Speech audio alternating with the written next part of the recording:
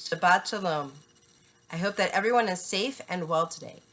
I miss seeing your faces and look forward to seeing you soon. Rumi said, "We alchemists look for talent that can heat up and change. Lukewarm won't do. Half-hearted, holding back, well enough, getting by, not here." I want to ask you a question. What are the places you are holding yourself back? Take a moment and think about one place where you feel you want to step up and do more. This doesn't have to be something big. We aren't all going to be the ones to figure out how to reshape the global dependence on plastics, or convince those in power that we need greater incentives and speed with regards to alternatives to fossil fuels. There are so many little ways in which we hold ourselves back. Most of it is due to habit. We want to reach out to that person we used to be so close to, but can't because we are embarrassed or hurt. We want to eat better, get more exercise, drink more water, but we can't seem to change our patterns, no matter how hard we try. We want to find a hobby that brings us joy or relaxation, but we can't seem to find the time. We want to believe that the work we are doing in this world is worthy and good, but the little voice in our head convinces us that another person would probably do a better job. The list goes on and on. But every once in a while, we hear a voice and we are called into action. Sefer Shemot, the book of Exodus, is the narrative of how we moved from being a tribe to a nation. In the span of several weeks, we will experience the birth pangs of that transformation. In the first few chapters, which we read this week, we are introduced to the central figure who will escort us, the Israelites, as we move from oppression to freedom, Moses. Uncharacteristically, the Torah gives great detail as to Moshe's childhood through his transition to manhood. We are privy to the secrets of his mother and sister's daring deeds to save his life as an infant, and how he is plucked from the river by an Egyptian princess. His very name alludes to this act. Moshe grows up in the palace of the Pharaoh, in wealth and privilege, while his family and people are suffering just outside his door.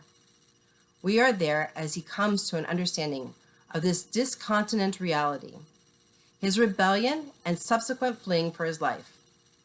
Finally, landing in the desert where he finds refuge, we catch up to him as he is following in the footsteps of his ancestors as a shepherd.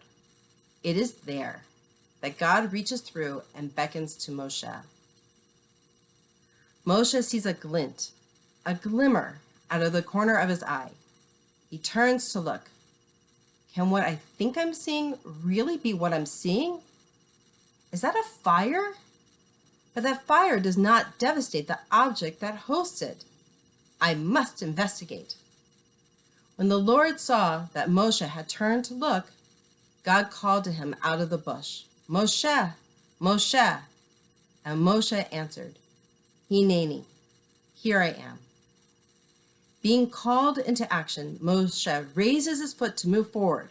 However, he is held back. Vayomer, al tikrav halom.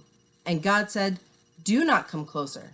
Shel na'alecha ma'al raglecha. Remove your sandals from your feet. Ki hamakom asher ata omed alav adamat kodesh hu. For the place on which you stand is holy ground." Moshe, in mid-motion, must pause. Why? What does his shoes have to do with the sanctity of the ground? Many cultures have the custom of removing one's shoes before entering into a place of worship, as a sign of respect. But one could say that if the ground is holy, it is holy regardless of the status of one's feet. It is interesting to note that for the Muslims, they point to this very pasuk, this line, where God commands Moshe to take off his sandals as their reasoning for removing their shoes before entering a mosque. Jewish law, on the other hand, takes the opposite view. Taking off one's shoes in synagogue is frowned upon. But perhaps there is more going on here. The Hasidic master, Rabbi Levi Yitzhak of Berdichev, 19th century Ukraine, also known as the Kedushat Levi, illuminates something very insightful. The word na'alaim, shoes, has a dual meaning. It is derived from na'al, to lock up, as in ne'ilat delet, locking a door. The Kedushat Levi continues, Moshe's shoes had been an instrument that locked him away from direct contact with the mundane, the earth underneath his feet.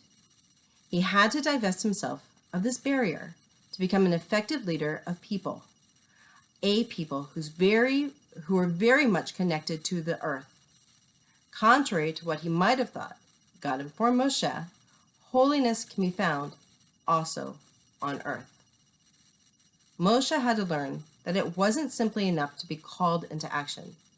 To step fully into place where he was summoned, he must first remove those things which inhibited him, that held him back, both as a leader and as a person desiring to encounter holiness in his daily life experiences.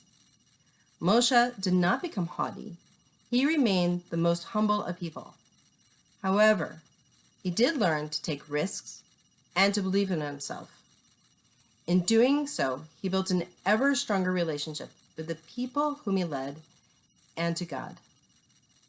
Following the example of Moshe, we too can unlock ourselves and remove those self-imposed barriers which hold us back. I encourage you, and I include myself in this, to look into ourselves and see where we are being called to move forward. Is it that relationship that we need to heal? Is it that habit we want to transform? Is it that place in our lives where we want to find fulfillment? Is it somewhere you need a little more courage or self-confidence? Pause and look for one obstruction and find a way to put it aside. As the Kedushat Levi pointed out, in doing so, by clearing away those things which block us, we can step into our calling, into our true selves, and into a greater connection with the divine. Shabbat Shalom.